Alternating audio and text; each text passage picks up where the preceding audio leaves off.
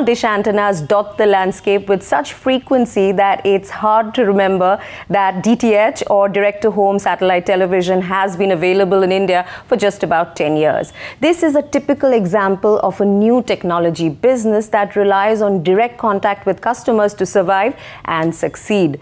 The Tata Sky CEO and Managing Director Harit Nagpal is going to tell us how this particular industry and business operates and also take us through his unique career path to the corner office. Harit, it's good to be talking to you. Same here. Tell me, I would think that the DTH business is a 21st century business. This is really new technology in terms of the service you offer. It is also new technology in terms of how you interact and reach out to customers. Yeah. How would you say it's different from, let's say, FMCG, which is where you started your career? Not at all. Not at all? Not at all. In many ways. Different in some ways, but principles are the same. It's FMCG also bought stuff in bulk and put them into small packets and distributed to a very large bunch of customers. And each of them wanted different flavors, different packs, different colors, depending on what category you're in. It's exactly the same business. You buy content in bulk by doing long range deals and then break them into small packages and sell them according to the need of the customer.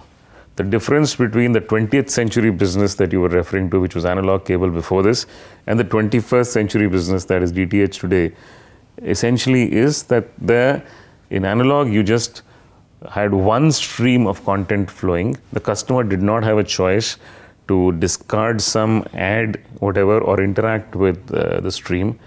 He had to buy what he was served and pay for it all.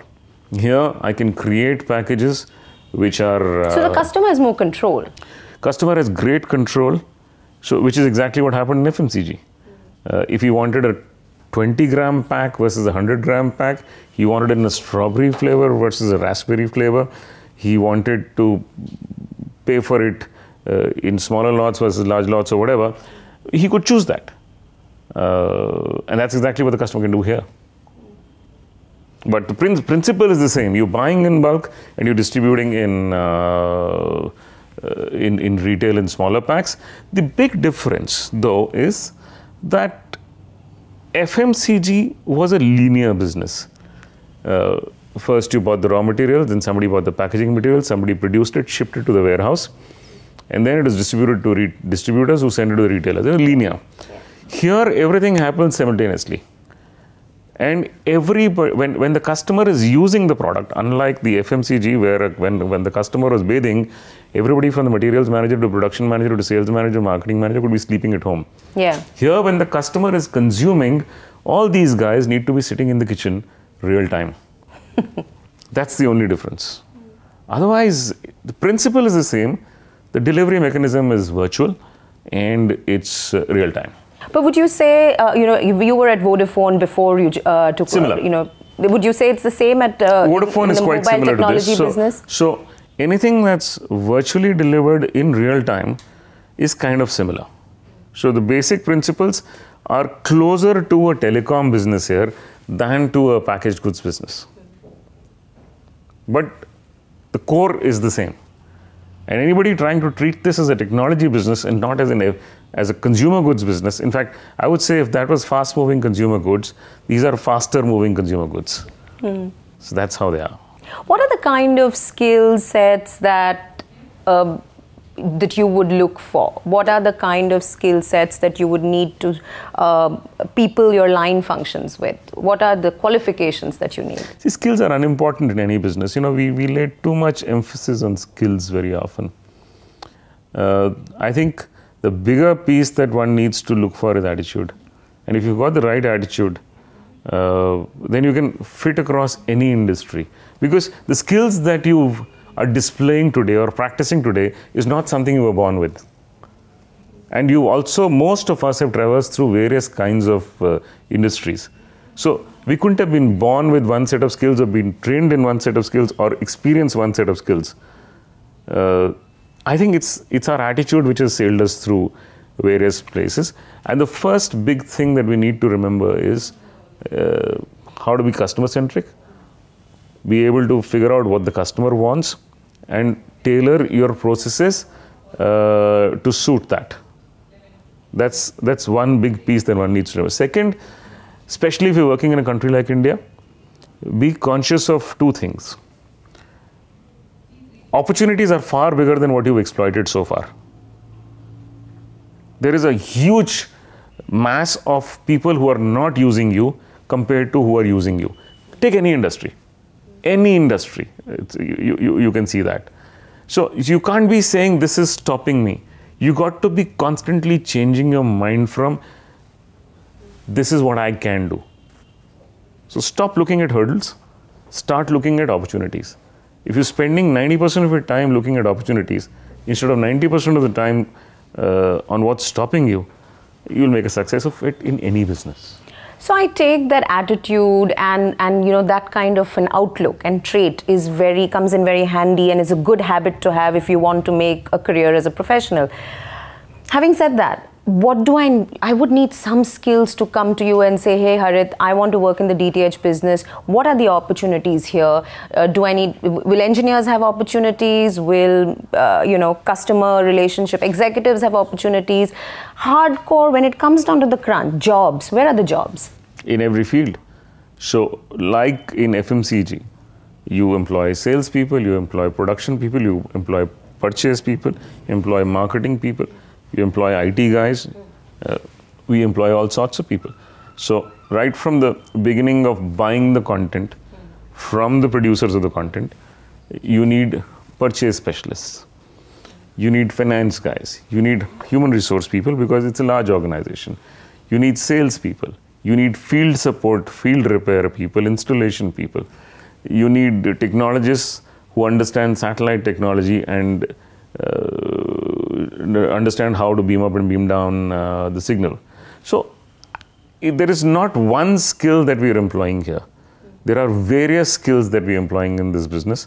You can't just say that because this is DTH, we need a certain kind of a skill in this business. Would you say companies like yours are getting adequate supply of skilled resources? Again, I would say that it is not skill. Sometimes when we don't get the right skill, we train the people within the company. And we are not limited to looking at our own sector for those skills. For example, if it's a generalist kind of a specialized area like human resources or sales or understanding the customer or communication or finance, I don't need to be limited to this particular sector for that. I can go to any sector because a guy who's a good finance guy could have come from selling biscuits or selling cement. Right. But those are managers, those are specialists. Even at the front line. Even at the front line, but those are staff functions. Right, whether it's HR, legal, finance. Then what's the specialist function? So specialist functions are your core business offering. So whatever it is that you're producing or you're putting out. The core business function in any business is not performed by more than 10% of the people. For example, when telecom was created, tell me who'd handled, from the network building perspective, who was the person who would have handled building of a network and running of a network? Which also again in telecom constituted less than 5% or 10% of the total staff that we hired in telecom. The guys who were there were the people who'd worked in the erstwhile MTNL and BSNL or in the signals of the army. So most of your network function was constituted of people who were ex-MTNL, BSNL or signals in the army. So there were colonels and majors who were floating around doing that job. And you're saying this is about 10% of the This was just about 10%. So if you wanted that skill, you went to the skill source. For example, in our case, who are the people who handled broadcasting? Just like telecom was a monopolized government sector prior to its privatization, prior to the privatization of uplinking and downlinking and distributing television, it was a function monopolized by Prasar Bharati, Doordarshan. And they were the ones who were like receiving signals, uplinking them, downlinking. So when it came to satellite technology and broadcasting, you went to Prasar Bharati and hired people from there. But that's just the core 5 to 10% of your organization. So if I'm getting into my working life. I'm at the start of my working life and I want to get started. I need to work. Would you advise me to invest in continuing education and doing online courses, anything that helps me shore up the skills I have? Because you're seeming to suggest that if you have the right attitude and the basic intelligence, then your work environment will provide you the breaks you need to climb up the ladder. Exactly right. Because to me, college education is more about disciplining the mind, less about learning a particular skill which you're going to use for the rest of your 30 or 40 years of career. Because you are not going to, trust me, you're not going to use one skill for the next 30 years of a career. You will need different skills. You don't even start with knowing what you will need or what you will end up as. That's interesting. For instance, data analytics, two words that are really bandied about a lot these days across industries, even very much so in yours, right? Because you're absolutely capturing people's behavior and consumption patterns of content and tailor-making your packages for them. Do you think, for instance, that I should look at a career in data analytics because there are opportunities there? Data analytics is something that will go in every field. I remember the first set of people to use, or early set of people to use data analytics in their industry were the banking, credit card, insurance guys who analyzed consumption patterns of all their customers and then suggested various options to them, etc., etc. When I remember setting up the data analytics team in telecom for the first time, this was about 8 or 9 years ago, when we tried to set up a customer value management, CVM function, we said, where do we get these animals from? And we poached from the banking industry. And when I'm setting up the same thing in DTH now, I'm poaching from the telecom industry. So the guys you're getting in have either been in both credit cards and telecom prior to coming to DTH. But are you not getting freshly educated talent with these skills? You do, but you need to hire people at different levels. Right. So you're getting freshly talented people, but which is why the numbers are growing. The numbers are growing because you bring in one guy who coaches 4 other people, who coach another 4 people, who coach another 4 people, and the pyramid is created. You said good attitude helps, but what is the one bit of advice you'd like to give a person who's starting out on their careers today? See, what college teaches you is ability to solve problems. As you get into a profession, what you faced is a bunch of problems. What you really need to do is have the ability to prioritize within those problems as to which are the ones you want to solve and which are the ones you would want to solve tomorrow and which are the ones you would never want to solve. Because you can't attack all of them. And so that's first thing is about prioritization. If you're clear about putting an A, B and C to every problem and tackling the A's, leaving the B's for tomorrow and never touching the C's because they don't impact you so much, that's one discipline that you need to learn. And the second discipline is any problem that you get needs to be laid on the table and has to be solved bit by bit till the whole piece is solved. If you try to attack the entire, and that's the discipline that's critical. That's what colleges should teach you.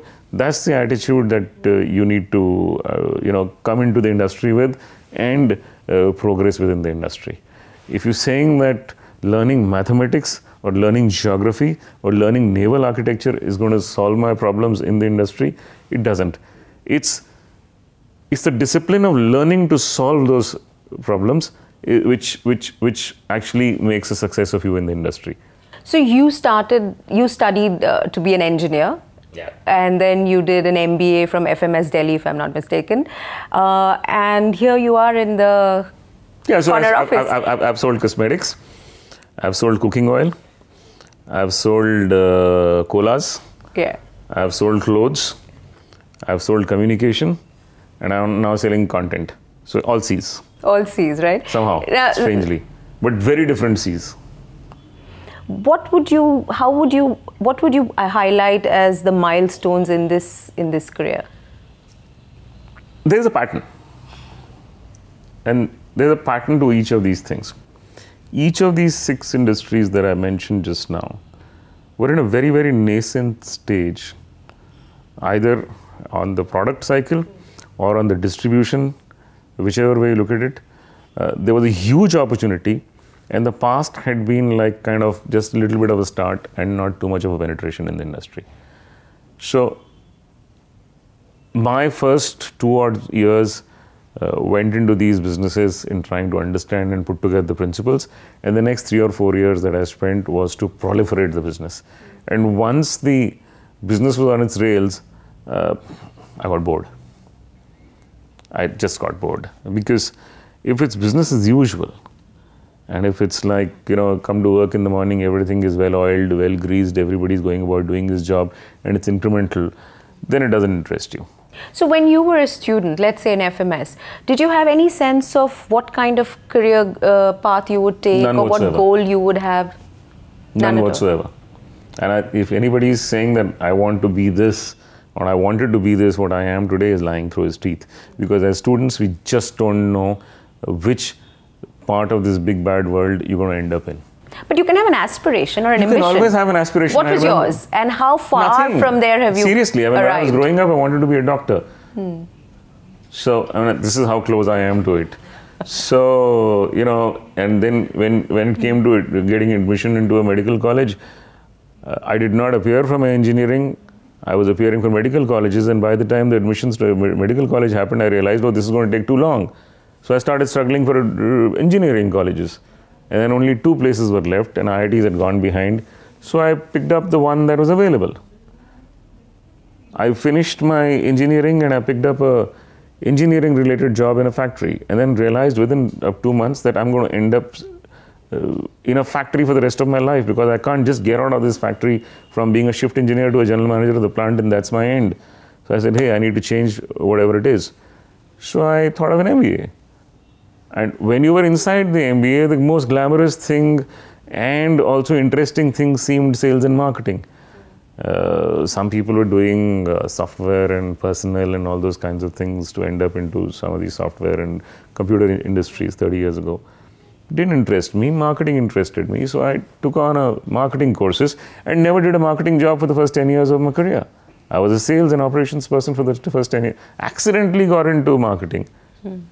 So you're saying that it is really not too worthwhile to sit and chart out a career path and head towards it. It's good to do that, but don't be surprised if you change courses in between.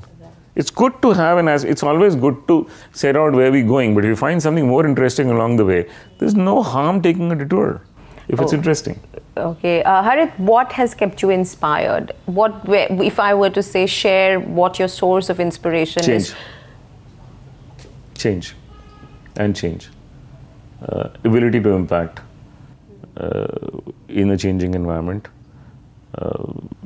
Every morning when you come in, if you haven't done something new today, then it's not worth it. The day is not worth it. If you haven't impacted a person or a process or a customer or somebody's life and grown the business by a notch more than what it was growing yesterday, it's not worth it. It's just not worth it. So if a process has, there was one line which I read ages ago, I'm sure everybody's read that, which says that if you haven't changed your mind in the last 24 hours, check your pulse, you may be dead. It's one of those things.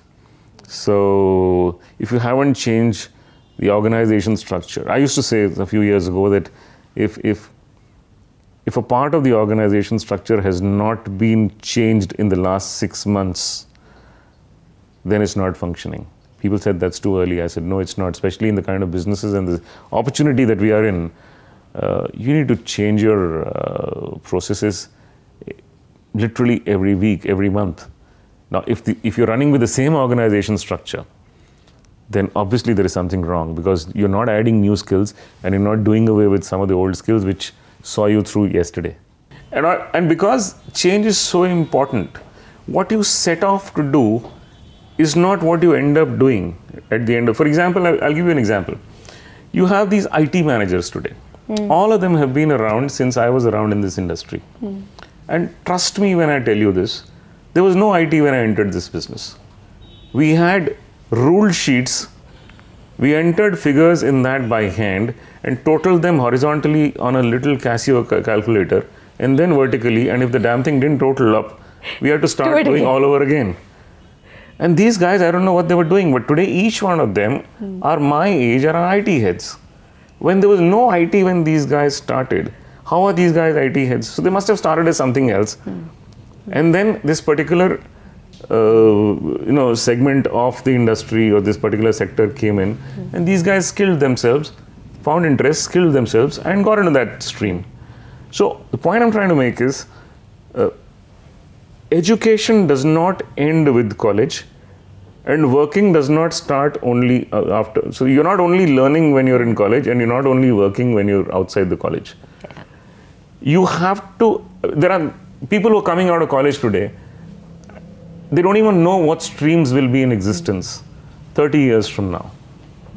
So you encounter them, you find them interesting during your career, learn about them, and if you find something even more interesting, something that you would like to do from 9 to 5, you deep dive into them. So I think learning is something that's continuous, but these are skills. You learn them as you go along. You can't stop. Change is the only constant, in other words. Harit, thank you so much for talking to us. And those are words that you should remember when you're looking to make careers.